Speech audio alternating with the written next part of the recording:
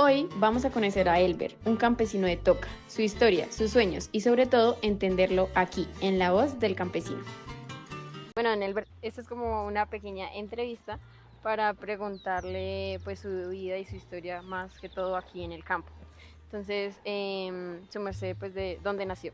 Yo nací en esta vereda que se llama Alizal, del municipio de Tuta, en 1982, un 1 de mayo, Día del Trabajador. Ah, sí. Sí.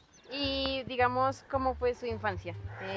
¿Creció así aquí en el campo? ¿Sus papás a qué se dedicaban? Mis papás, sí, aquí del campo y ellos se dedicaban a sembrar papa, sembrar cebada, cuidar ganadería.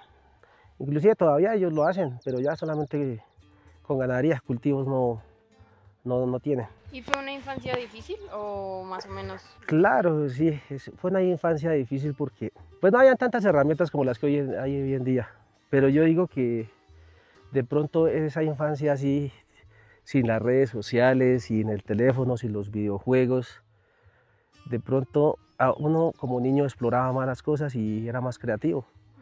De pronto, por ejemplo, en el diario, vivir de un niño del campo, se inventaba, digamos, que una mata podía ser un helicóptero, ¿por qué no? Hasta un amigo imaginario logré tener y mis papás pensaban que yo estaba loco, sí, claro. ¿Y cuál era el amigo imaginario? Yo tuve un amigo imaginario que se llamaba Raúl. ¿Sí?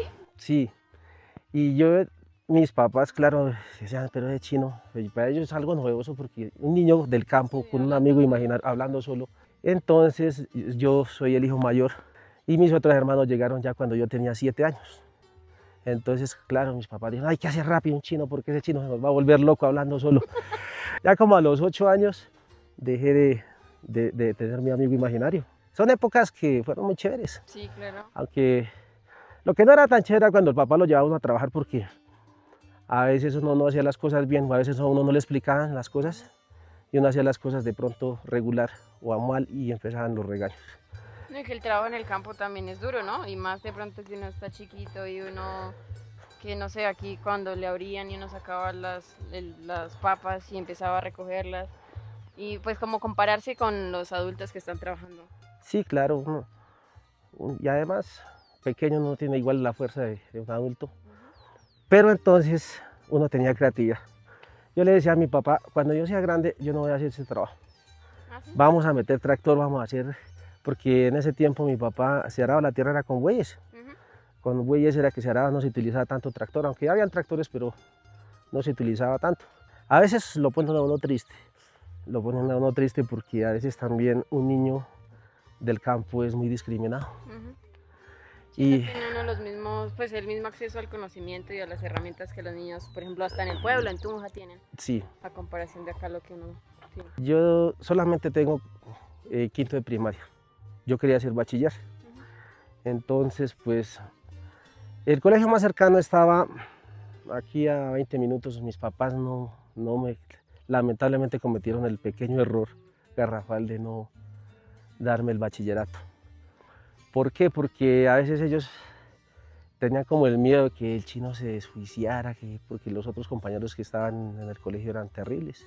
Entonces, sí, en el cruce. Entonces ellos no querían eso para mí, querían que yo fuera un niño juicioso, trabajador. Y pues hasta hace poco me di cuenta que lo que hicieron ellos fue protegerme de esas cosas. Y pues bueno, no los juzgo y hoy en día les agradezco porque también ellos me enseñaron a trabajar. Y por ejemplo, cuando su merced sale de quinto y decide, pues sus papás no quisieran como el bachillerato, ¿a qué se dedicó? O sea, ¿ya a trabajar con ellos en el campo? Sí, a trabajar con ellos en el campo, pero entonces hacía falta la plata. Hacía falta la plata y un niño ya con 13 años, pues lógico, necesita plata que para la gaseosa, que de pronto regalarle un detalle a alguna niña.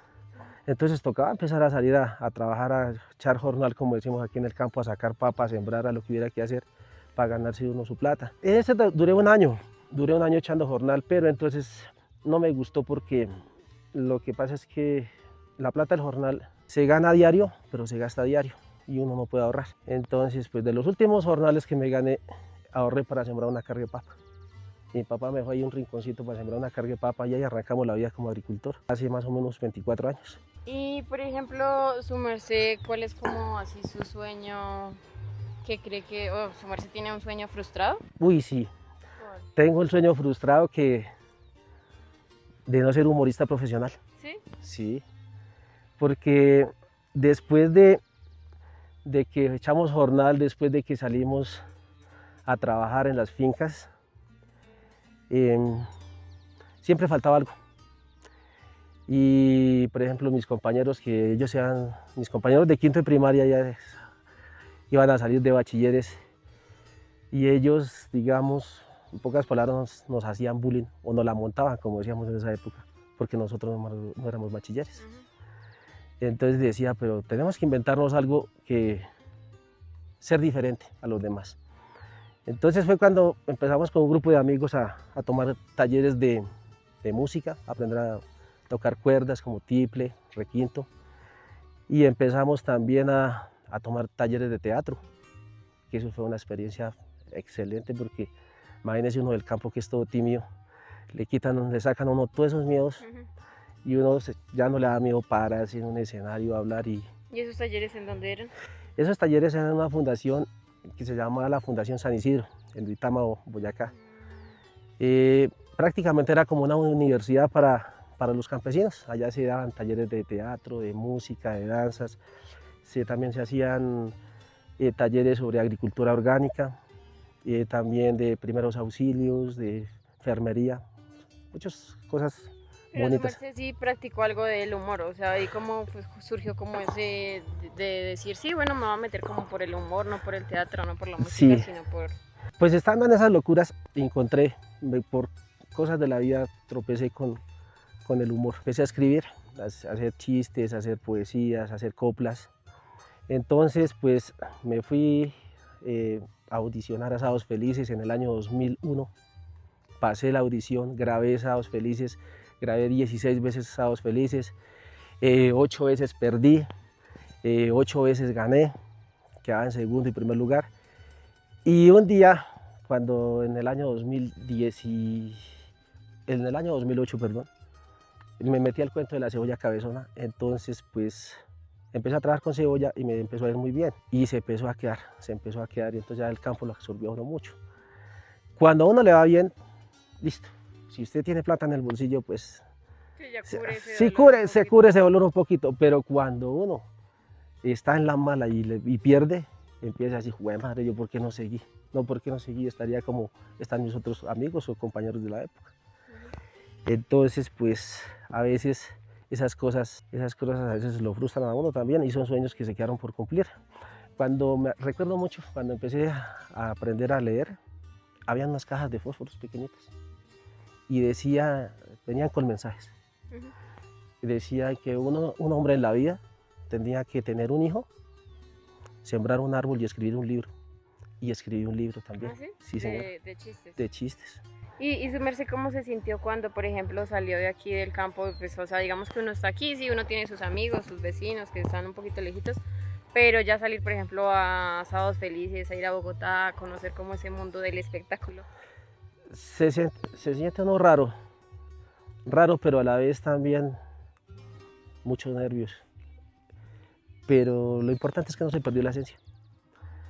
Usted podía estar, digamos, grabando hoy, conocí a gente famosa, gente muy chévere, y el otro día, los 2 días, otra vez volver aquí, otra vez al campo, y igual, normal.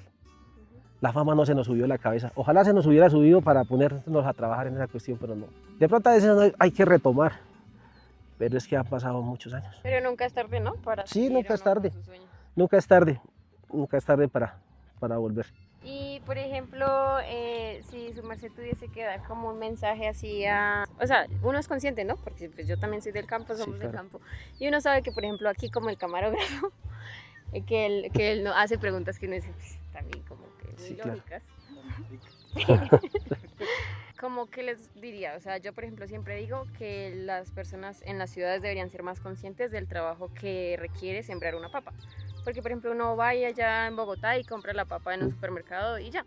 Y no es consciente de todo el trabajo y el dolor, porque esto es un trabajo, un sacrificio. Sí, la papa son, por ejemplo, de cultivos de 6 meses que tiene que estar usted 2, 3 veces a la semana. Siempre ver el más allá de las cosas.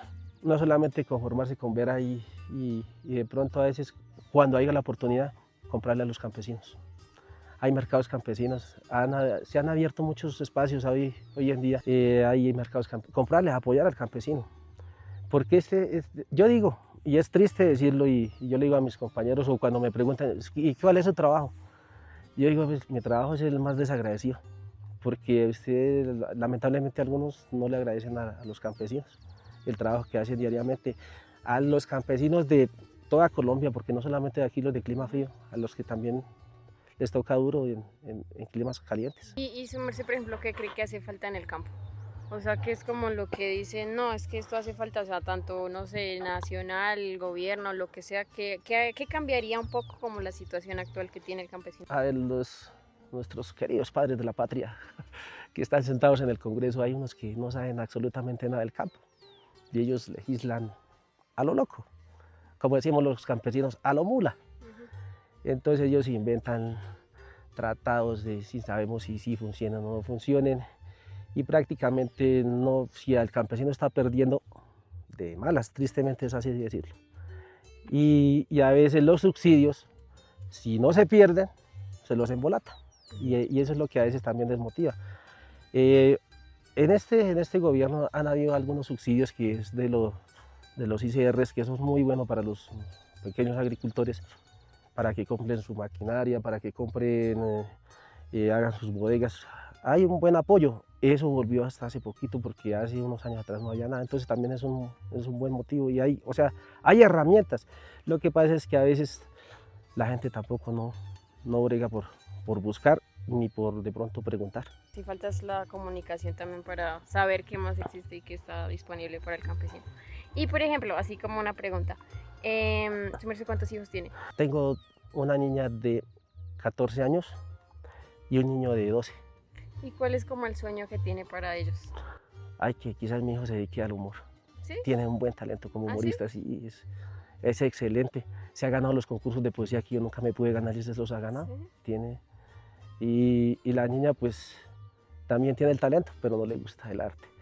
Me gustaría que estudiaran, hicieran un proyecto en el campo y que no se hagan de empleados, que ellos mismos sean sus propios jefes y puedan estudiar, digamos, una administración de empresas agropecuarias o cómo transformar los productos, por ejemplo, la papa, qué más se puede hacer cosas de la papa, de la cebolla, esas cosas, que no abandonen tanto el campo porque mi papá dice, para conseguir estos terrenos tocó sufrir mucho. Y tristemente, para que después vengan y vendan y ya. Entonces ese es como el sueño, ojalá se cumpla. Don Elber, pues muchas gracias por este tiempo y digamos como ya para cerrar y la última pregunta me gustaría saber su merced qué piensa de que los jóvenes ya no vean el campo pues como un negocio y como un sustento de su vida. Un poco como preocupante la situación porque en el campo hay muchas cosas por hacer, muchas. A veces se cierra los jóvenes dicen que no, que eso en el campo no hay que hacer nada, pero en el campo hay muchas cosas por hacer. De pronto, digamos, transformar el producto. No solamente vender el bulto, sino de pronto transformar el producto para darle otro valor agregado. ¿No? Y que crean en el campo. En el campo hay futuro. Y sí, definitivamente el campo yo creo que también es futuro, yo creo que los jóvenes también estamos como un poco llamados a aprender un montón de cosas, que sí está ahora con el acceso a internet, que antes no teníamos ni internet ni señal pues por estas zonas tampoco, pero sí teníamos la oportunidad de transformar y de seguir como impulsando lo que tanto pues han trabajado nuestros familiares. Y muchas gracias pues a ustedes por vernos, a don Elber por el tiempo. Muchas gracias. Nos vemos aquí para la sacanza de la papa en 3 meses. Sí. Sí, aquí nos vemos. Mano de obra. Mano de obra.